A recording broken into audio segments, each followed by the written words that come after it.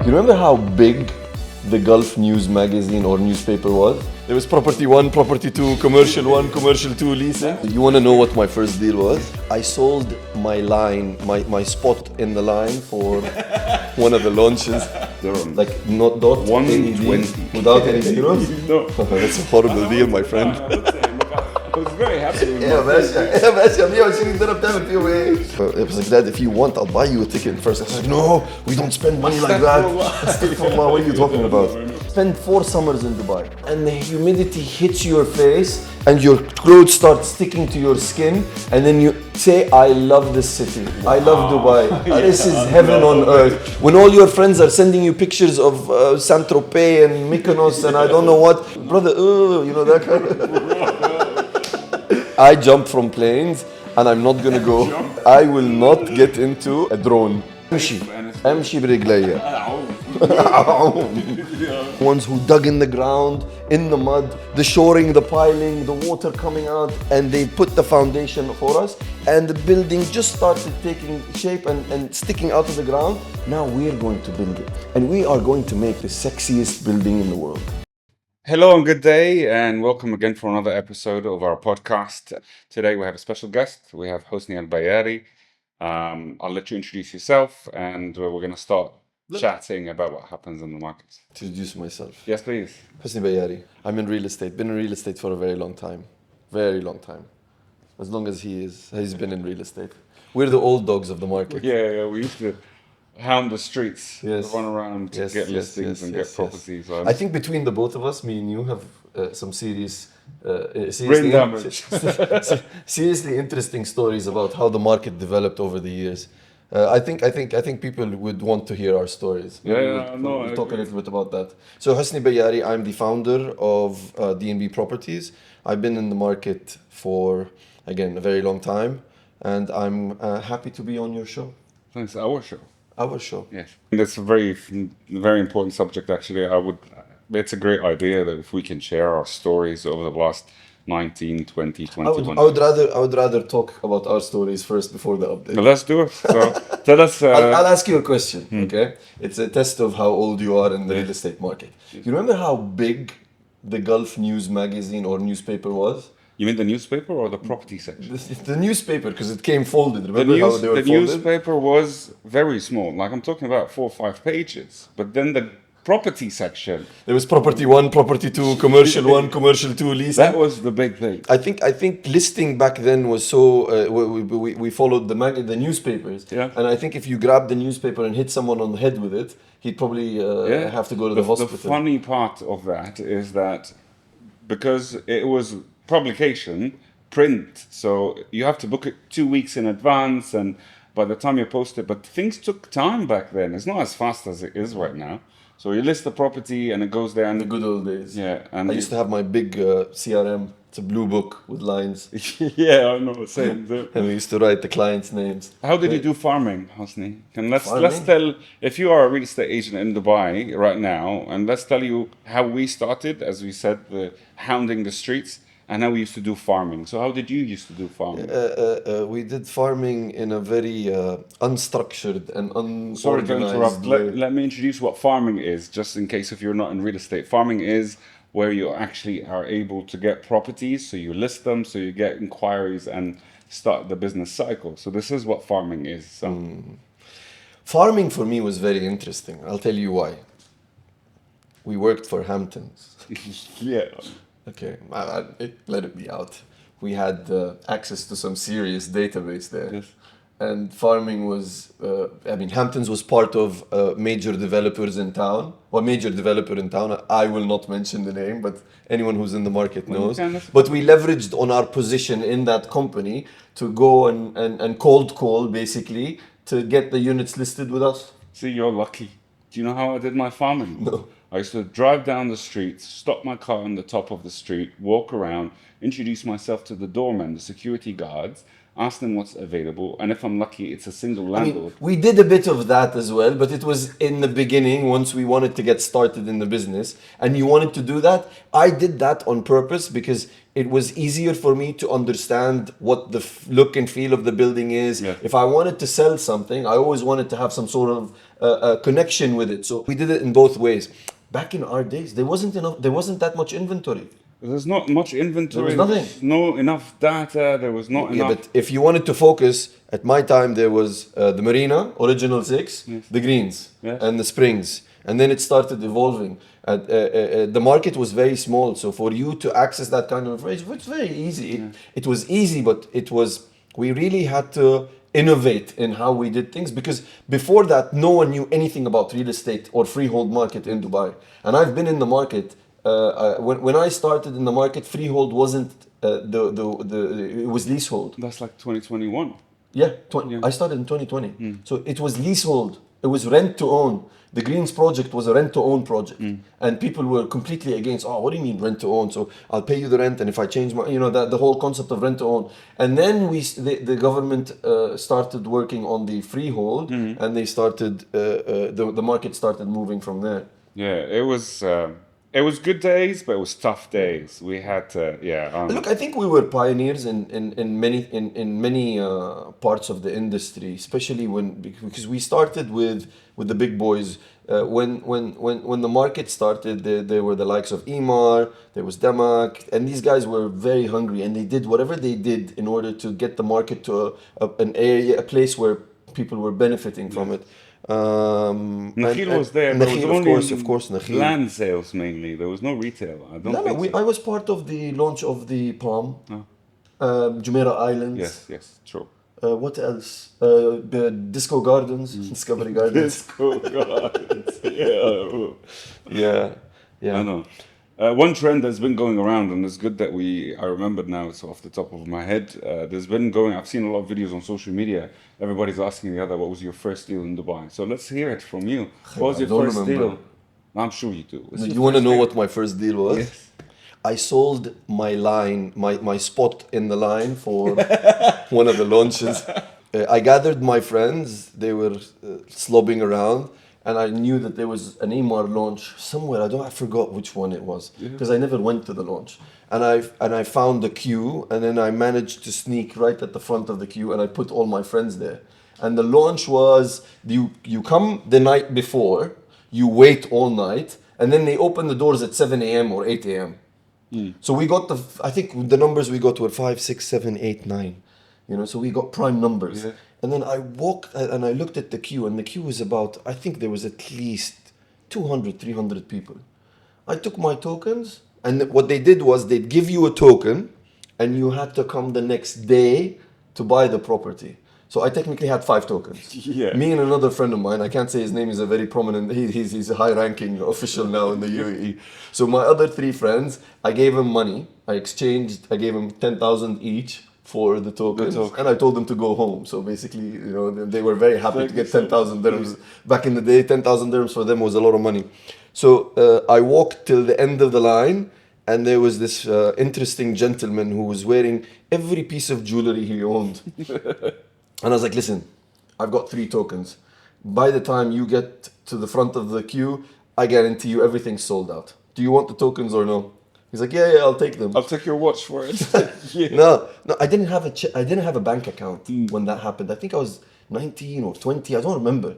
I did not have a bank account. Yeah. And the guy, he's like, okay, I'll give you X amount of money. I think I sold them for like $10,000 each, 35,000 dirhams each. I swear to God. He's like, who? And I was like, you need to give me the money now. And the guy was like, basically, who carries 100,000 dirhams in cash with them? And how am I going to give you the money? I was like, I don't know, figure it out. He's like, I'll give you a cash check. And it was, I think, the first time I ever hear of a cash check. And I called my friend who was in the bank, and he just opened up. He's like, dude, what's a cash check? He's like, it's a cash check. It's okay. Just let him sign it from the front and from the back, and write his phone number. Yeah. And I was like, okay, fine, I'll do that. But are you sure it's fine? Because if I give him my tokens, it's finished. I lost everything. So I went to the guys like, give me the cash check. The guy writes me the check, and I rush straight to the bank. And I'm standing there at the teller, and I was like, please God, make it work. I'll be I was the best 19 years old. I was like, the new BMW is so nice. I want to buy it. So I went and I cashed the check, and all of a sudden I hear the machine go, and I was like, oh yeah. Yeah. So that's my first deal. That's my first transaction. But my actual first deal was the original 6 towers, no, or greens. You know, I'm lost. I don't remember. Look, we worked on all the projects. I was lucky to be part of all the pioneers of the market. The major launches. The chairman, Mohammed Al-Abbar, Robert Booth, Mr. Sajwani himself. I used to see them in the launches. Yeah. I remember once in the Imar Arabian Ranches 1 launch, when I was driving my client there, it was in the middle of nowhere. And he's like, where in the world are you taking me? I was like, I don't know. Imar's going there, so we're all going there. The chairman's going to be there. So we drove there, and it was so busy. The chairman was being pushed. Mohammed Al-Abbar was being pushed. And I've never seen someone get pushed and have a big smile on his face. He's like, look how busy it is. So it was working for him. And we were I was involved in all these launches. So I really can't tell you I can tell you what my biggest deal was. Actually, no, I'll keep that for later. Hide your candles, I think. I already have a lot I remember my first deal. So I was a commercial agent, as you know. So I used to, Yeah, we met in Imar, by the way. We both used to work in Imar.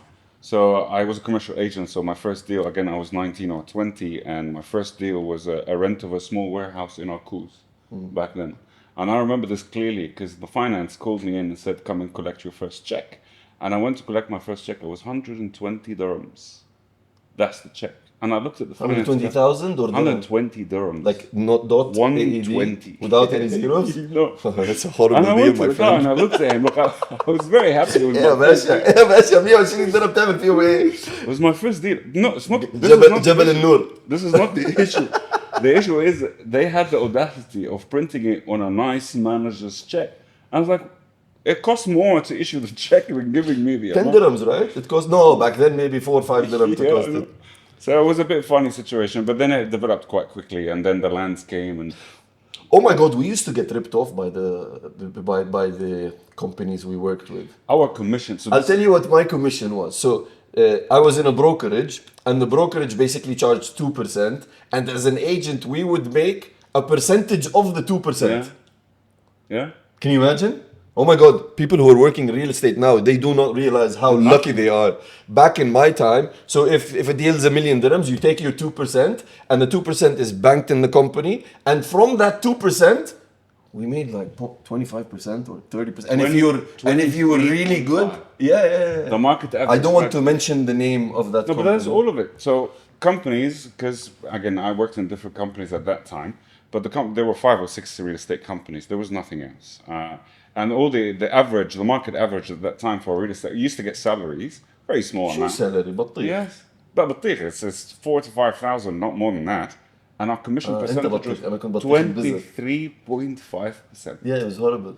So yeah, and then when market starts to move, I mean, if you make the commissions that the agents make today, out of the deals that we did back then, Oh my God. we would have been in a different place. Actually, we did get to a different place, but then the crisis killed us all. Yeah. I think at a certain point of time, I was 26 and I was worth, I don't know, X amount of money, for stupid money. I really didn't deserve it. I worked smart, but I wasn't really focused on what the crisis came with a lot of benefit because it really woke us up. And the run before was more for, we were chasing the money.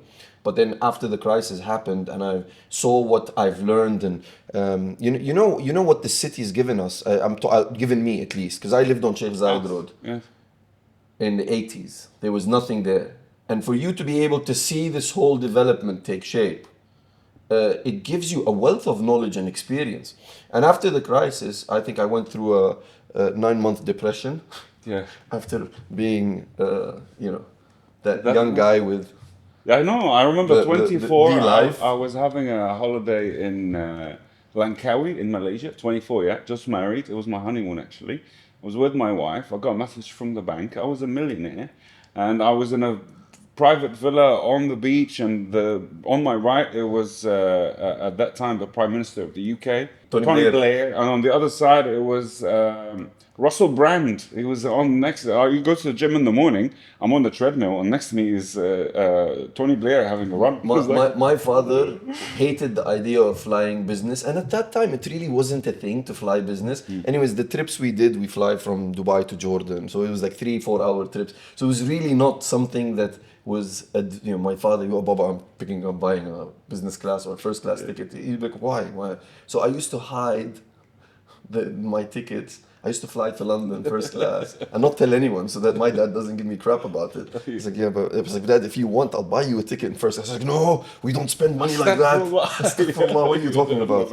So yeah, we learned a lot, and the crisis basically gave me a wake-up call. You can always make the money, even if you lose it all, as long as you don't fear. Look, no matter what happens, if you learn the foundation right, and you have the right principles, the right ethics, the right mindset, no matter what happens, no matter what the situation is, you'll always be able to rebuild. Yeah. And if you work on that kind of concept, the fear is basically pushed to the side, and that just gave us and I basically looked at the city as a whole, and I aligned myself with Dubai. So whatever Dubai is doing, whatever they're trying to do, the best, the number one, I applied that mindset to myself. And it's been a roller coaster, good days, bad days, but overall I think a fun roller coaster. Yeah, fun roller coaster. And I don't know if fun is anymore. I know. But then from back then, I remember the overall market and the performance to what we hear now about the whopping numbers that we hear on a daily. So this year, last month, July, has done 283 billion worth of transactions. Batata. Yeah, I know. It sounds, compared to what we used to hear back then, it's a high after high after high, and we'll keep going. We're riding the roller. And it's been like that from the beginning. These figures, we never reached these figures. Look, whatever Dubai has been doing for the last 20 years is building the foundation. We are reaping the benefits now. Whatever we're getting now is based on what has been built on the last 20 years. I mean, look at 2017 for I'mar. I'm involved there because that's when I started my business, or when we started the journey of the brokerage company. 2017, we were the first company to hit 1.2 billion with I'mar.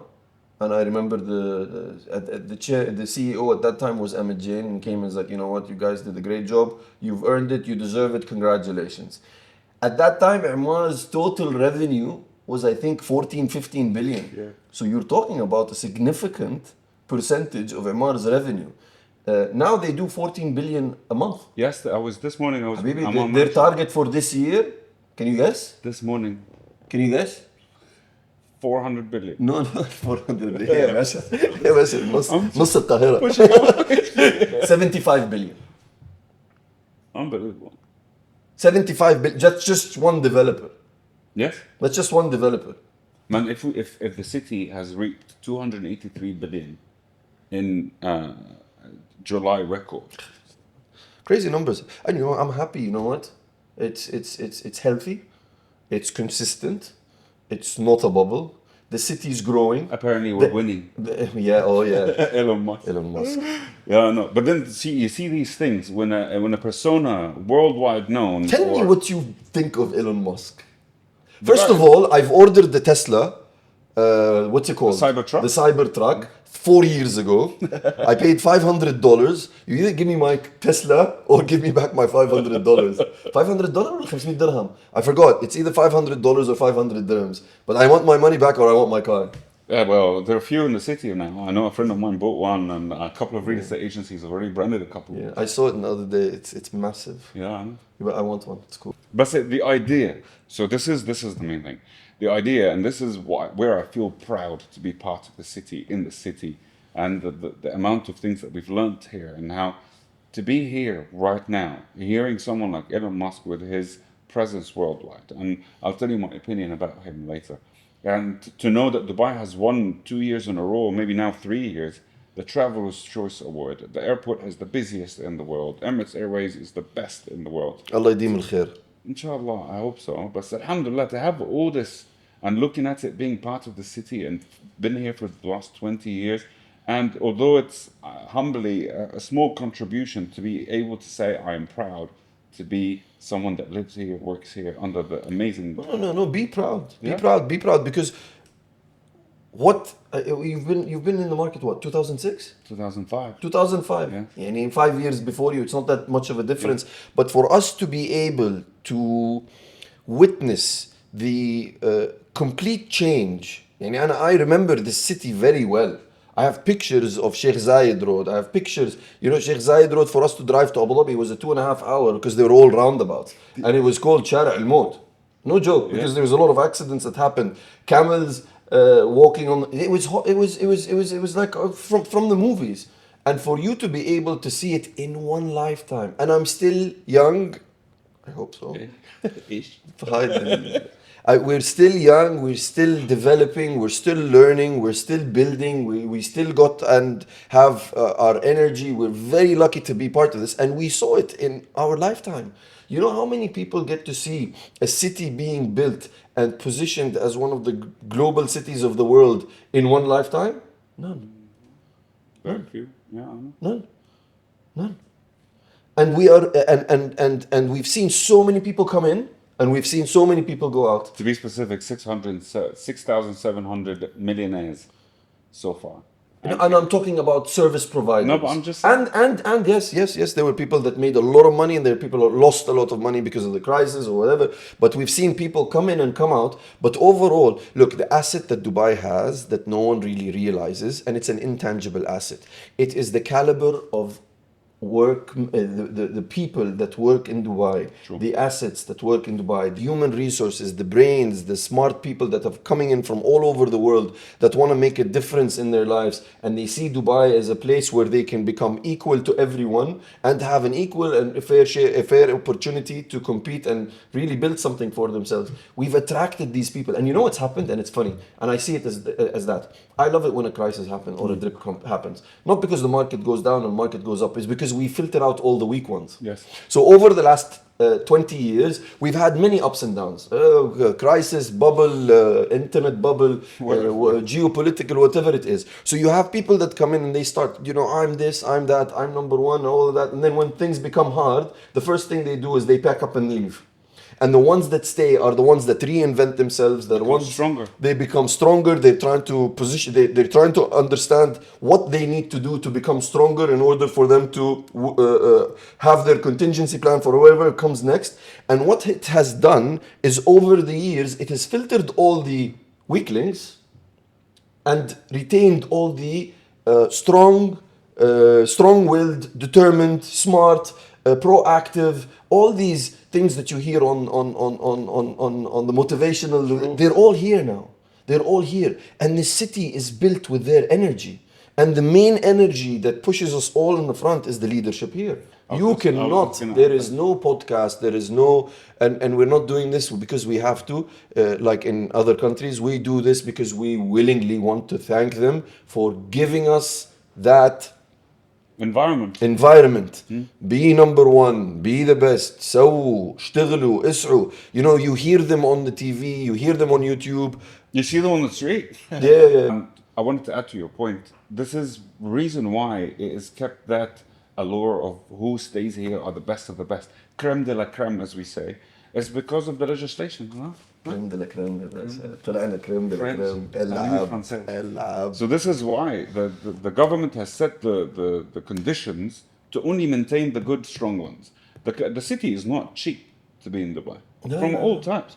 Who can stay here? You have to be sponsored, you have to work in a good company, you have to earn good living, and it's very highly competitive. I have met people from all around the world that would, I wouldn't say kill, but they will do anything to be able to move to Dubai and live here. And that means anybody that has a job... Anyone can move to Dubai, but can they stay here? No. Not everyone can stay here, baby. That's why. And anybody that here has a job, they need to do their best. We're lucky. 100%. But I'll tell you what. any entrepreneur or any businessman or any manager or anyone in a position that has been able to maintain whatever they've been doing in Dubai for 5 to 10 years can do anything anywhere in the world. Yeah, I know. And in addition to this, you can see the government is pushing a lot of, and this is on a serious note. It's not only what happened before, because this is ongoing. If you look at the infrastructure projects that's being introduced, in the beginning of this year when we had the floods, and everybody around the world, everybody was messaging. What's the budget? 85 billion? Like some huge حاجة كده amount. That's unbelievable. But it's happening, and we see it. Like we live here. I went to Maritime City now. I haven't been in a viewing for God knows how long. I went for a viewing in Maritime City. I was there 4 months ago in the winter time. There's a bridge. Where did it come from? Yeah. Talking about bridges. جسر عمي جسر scaffolding يعني 2 more months and it's handing over. When did that? طاير. So they look at what's happening and they invest right away. They don't wait. And this is one of the best about the culture, the ruling culture of this country. Its decision making is centralized and it's quick to be made. And they really love their city, so they would make it better in a day, in a heartbeat. How much do you love this city? I mean, I've been here for 20 years and I'm not planning to go anywhere. I love the city. It's home. What if things turn sour? I'm still here. It turned sour. Thank you very much. It did. This is what's making this city Yes. strong, is because we belong here now, with or without a passport. This is my country. Yes. If something happens, my mindset now is, as much as the city is giving me, I will give back to it. So it's very important. Look, and this is an advice I give to absolutely everyone that joins our company. Yeah. If you're here to try to capitalize on Dubai's position, work here for 5 years, take your money, leave to the other country, Dubai will eat you alive, it will eat you up and spit you out bones. ولا بتطلع من If you do not love this city, spend not one summer in Dubai, spend 4 summers in Dubai. And when you walk out and the humidity hits your face and your clothes start sticking to your skin, and then you say, I love this city. Wow. I love Dubai. This is heaven on earth. When all your friends are sending you pictures of Saint-Tropez and Mykonos and I don't know what, say, you know what, you guys are boring. What's that? You know, brother, you know, that kind of... No, seriously. If you love this city and have a long-term plan for it, you can make miracles. I agree. So, circling back to the infrastructure point. So, we live here. It's our city. And we know where I would say, the congestions are happening. So, people have been screaming for the last years about Hessa Street because of all the developments that's happening in the back end of Dubai now. I'm holding myself back from saying something now. I'm going to let you finish. Okay. So the Hessa Street is being developed. Last week they've announced I don't know how many other millions, I can't remember the exact number, for the extension and the bridge to more of the Emirates because of the traffic that happens in Barsha. You have, talking about the main subjects, like there is a company called, if I'm not mistaken, a company called Air Chateau. They bought air taxis. And they're planning to launch about 2030. When you hear these things, we've lived and we know people that live in many other cities. And these things to happen all like this in 1 week, to be able to sit and update, this is impressive. Man. There's nowhere else you can have that. Okay. First of all, yes. For those who complain about traffic, yes. If I ever hear someone complain about traffic, I don't know what I can say or not say here, but I remember during the COVID period and right after COVID, and maybe when the market started slowing down, when there was no traffic and it took me 10 minutes to get to the office, and we were struggling and it was tough. And I literally stopped one day on the side of the road. I was like, Inshallah, Allah, please bring back the traffic. Yeah. Because when there's traffic, there's business. True. So if anyone's complaining about traffic, please stop. let's put it into perspective. Please stop. Let's put You're it- in a city that's probably the most proactive city. Look, this is the only city. I don't want to mention names of other Arab countries, but I know bridges that were being built and it took them about 9 years to finish, and some of them are not finished yet. Yes. Okay, so let's not complain about that. And They're that's- the most proactive. His Highness drives in a road, he doesn't like it, calls Matar al-Tayar calls someone, the bridge is finished. The contractor, the consultant, basic, I don't know, it's done in 6 months. So let's not complain. Let's be a little bit more supportive. But to this growing it's city. not a complaint as such. Because, okay, so these But people... let me just say one more thing. Yes. Expect it to get worse. Yes? I want it to get worse. Yes. Okay? It's going to become extremely bad. You know what's going to happen in real estate? And the prime properties right now, it's kind of like it moves around. What's prime? Next to the water. After that, the beaches are done. There's not much left. The next step is moving forward when they start hitting their targeted population numbers. Are they talking about serious, And they significant will. growth? Of course they will. If Yeah, Dubai, exactly. anyone who bets on another, doesn't bet on Dubai is going to lose. Yes, So okay. they will get those numbers. They will achieve those numbers. What's going to happen is you're going to see the prime properties are going to be the ones next to the metro stations. Yes? And now the new metro station plan, and whatever traffic, so if the traffic is going to be by those automated helicopters, then be it. It's going to be where those are going to be docking, or I don't know what term you'll use for Yes? would you Landing. would you go on one of those? I mean, see, people would have thought, would you use one of those movable computers that you carry with you? Yeah, but that's You have too to- extreme of an you have to be example. able to you're adopt. You're carrying a laptop, then- you're not 10,000. No, but feet I'm in just the saying. air. I'm just saying. For us right now, it seems like there's too much hassle. Yes with and no. Would you Yes. go in? Yes. 100%? I'll hold you to it. It'll be a bit scary in the beginning, to be Okay. honest with you, but Yeah. yes, but we have to adopt. I jump from planes, and I'm not gonna go. Jump from I'm a skydiver. I will not get into a drone. With But if this is the new means of transport and it's امشي safe and it's امشي برجليا. أعوذ. Yeah. No, but seriously, where traffic is a blessing.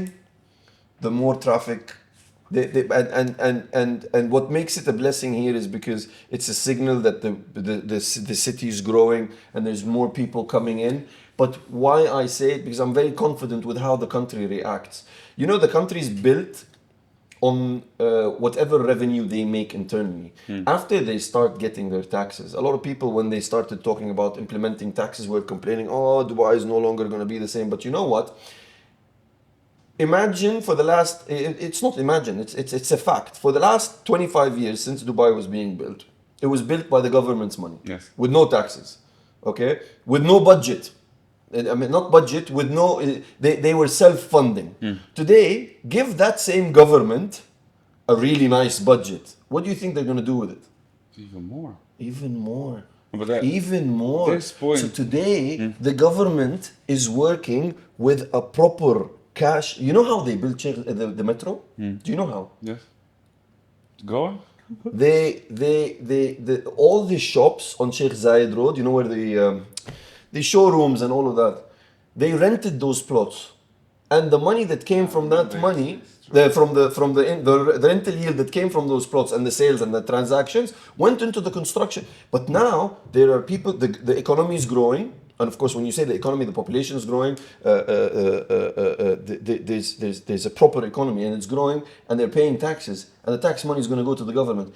I am so happy they are taxing us here, because if you are going to be paying taxes to any government in the world that is going to give back to its community and to its people and to the people that live here, it's the UAE government. Okay, so first of all, I agree with you 100%. That's what I always say about the taxes. First, it's going to be one of the lowest worldwide. So it's not going to be a big amount, at least for now. In addition to this, the fact that the government is imposing taxes, that means that there will be something in return of that. Medical care, schooling, hospitality. Roads, bridges, helicopters, whatever you infrastructure. want. I agree with 100%. It's actually needed as the city matures in order for us to maintain this beautiful quality that we live in. I think anybody that lives there has to contribute. And that's 100%. 100%. To go back to the traffic point, get used to it. This is going to be one of the most popular cities in the world, Yes. on the globe. There will be traffic, but growing up- at least it will be dealt with in a nice, organized, professional manner. If the bridge is needed, they will execute it. If a new metro station is needed, they're going to execute it. If a helicopter is needed, they're going to execute it. Because this is the most proactive city in the world, and it will do whatever it needs to do to make sure that not only its citizens, but every person in this country to be comfortable, relaxed, and has everything they need. Yeah, and the availability now, I heard one of the things that, from a real estate perspective, I heard, and not heard, it's a fact now, that the availability of luxury, and I'll tell you, I'm guilty in this bit, the availability of luxury properties in Dubai has dropped by half, meaning the demand has increased a lot, and there is not enough to, you know, satisfy. This is very simple. There's 800,000 units since 2000. Freehold units. Yeah. That's it. But Dubai is they're the best at marketing. So when you ask someone random on the road, how many units do you think there are in Dubai as freehold? They're like, 2 million, 3 million. We're not even close to that. And those have been built since the first launch of the Marina or the Greens. So you've got about 550,000 units that are delivered and handed over. Out of those 550,000 units, 60% of them are old. No, Maybe but more. I'm telling you, I'm being guilty where? Because I think we discussed this about a year ago, and I told you my concern is the luxury and how is there going to be the absorption in the market, and I thought in my head, luxury will not always be in demand like this. It has to drop at one point, which doesn't make sense. But as always, I completely forgot that Dubai always defies all these norms that we're used to from a real estate perspective. And to hear now a fact coming out from the market, an actual piece of information saying that the demand has increased and the availability of stock available in the market, we're talking luxury segment, has dropped by half and availability wise, meaning that there is still massive room for more luxury properties to come. I mean, obviously with the increase in number of millionaires and all these wealthy people moving to Dubai, and not moving as just to have a holiday home. They're actually moving their businesses, their families, and coming to live here. It's amazing. It's music to my ears. Luxury is changing as well, Aslan. Luxury, I say this a lot of times. Yeah. Your opinion of luxury is different than my opinion on luxury. But what is happening to the city is they understood the fundamentals of real estate. And the fundamental of real estate is not just to build a building and sell it. The fundamentals of real estate is to create Living space. a living space. Okay. So before it was copy paste. All the buildings have one setup, and I think they copy pasted something from Singapore because I was in Singapore and the original six towers were exactly the same. It's probably the same consultant, the same contractor. So not contractor, same consultant, same architect.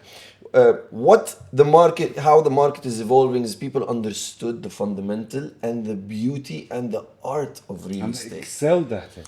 And they've taken it to the next level. Yeah. Today, people come to Dubai to see what the modern architecture is like. And you know, if you look at the downtown from far, you can tell which ones are the buildings built pre-2008 and which ones are the ones built post-2008. Sure. And you see how things advance. So luxury is a relative term.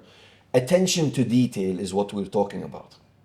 Attention to detail, the way they design their amenities. We work with a lot of boutique developers, and it is so much. It's so interesting, or it's a breath of fresh air when you're talking to a boutique developer that wants to genuinely bring back quality and give back to the buyers, to the end users. Before it's like, just sell it, whatever it is, it will sell. You just put it in a kiosk in Dubai Mall and it will sell. That was the mindset. Things are changing now. Not true. It's become an art. So you look around, all these buildings, they're taking their time to. Oh my God! You know how many of the international consultants are setting up office in Dubai? Before, if you wanted to go to those big guys, you'd have to travel to London, to Spain, to Europe, to Paris, to Singapore, in order for you to have a meeting with them. And now, we get calls. Listen, we're setting up here. If you need this, and it's become the hub of architecture and art. So, whatever the city's done in the last 20-25 years, is a stage of its life. It was just basically setting the foundation. Yeah. What we're doing now is the real estate. And look at me and you, okay? We've got what, another 25 years in us in the market? Inshallah. Inshallah, maybe more. Where we are right now is built on 25 years of experience.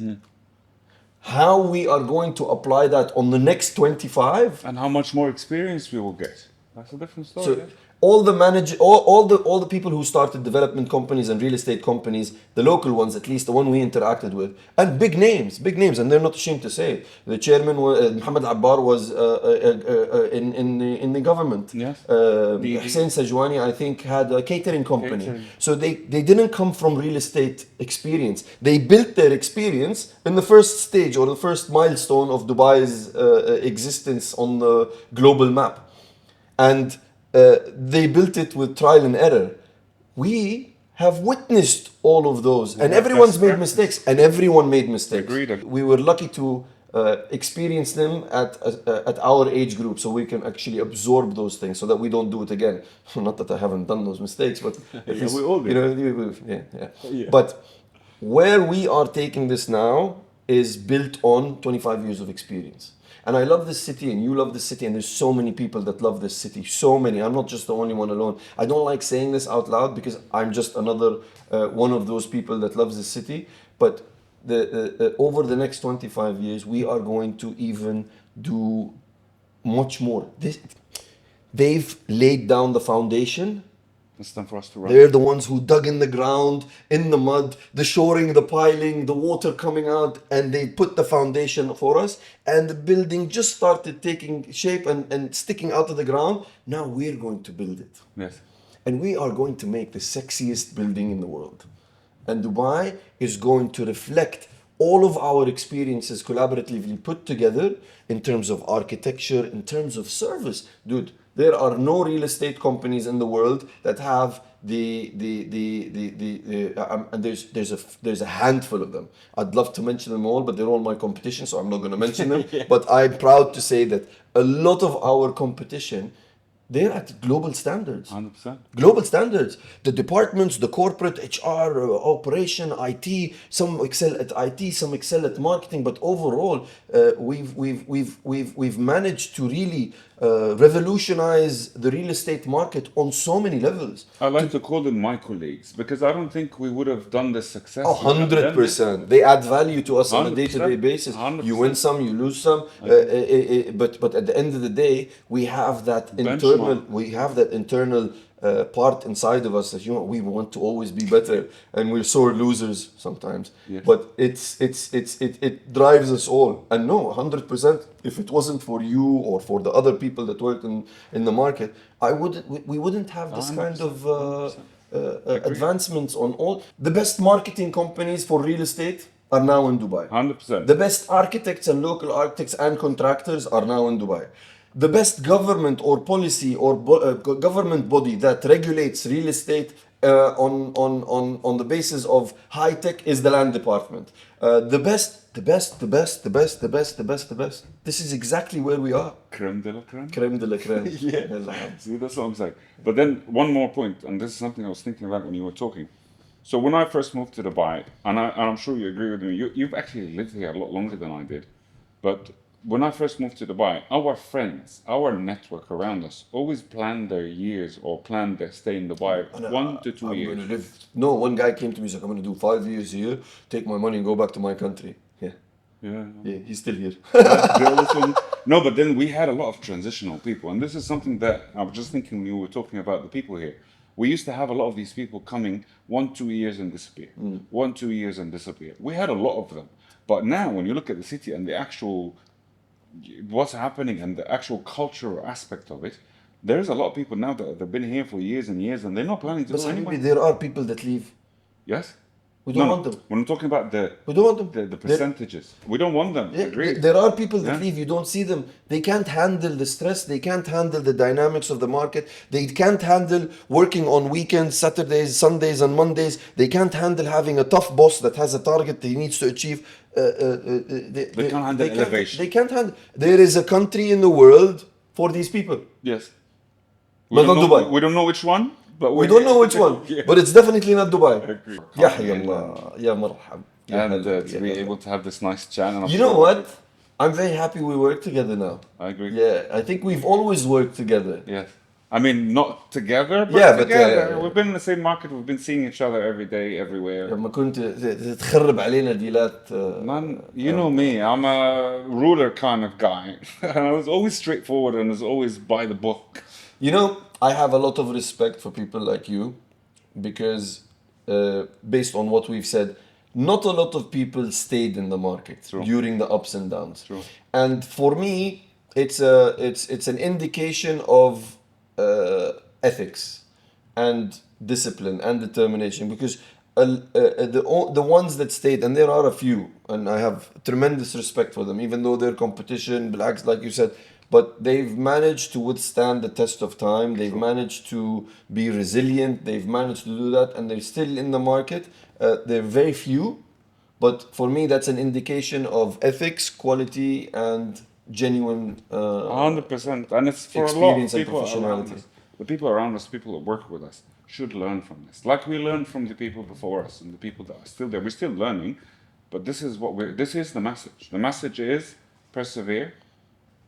You go down, you go back up. You take a hit, you stand But back. دلوقتي it's our turn to take the torch. I thought we took it. No, not yet. We're setting up to take it. Okay. We're just getting started here. We're gonna take the torch and we're gonna run. And at a certain point of time, we're gonna be the seniors and we're gonna have to give it down to someone. 100%. We're ready to take the torch. Give us the torch. Give us the torch. Give us the torch. We're running. We want to build. Thank you, Habibi, for having me. thank It's you a so pleasure. And we'll be looking forward to... This is my second podcast now. The first one was with Bayut. This is the second one. I hope We'll do a lot more. people enjoy it. Inshallah. I hope so. Write in the comment below. Yeah. Subscribe. Subscribe, like. Follow. Tag. Okay, though. Thank you guys.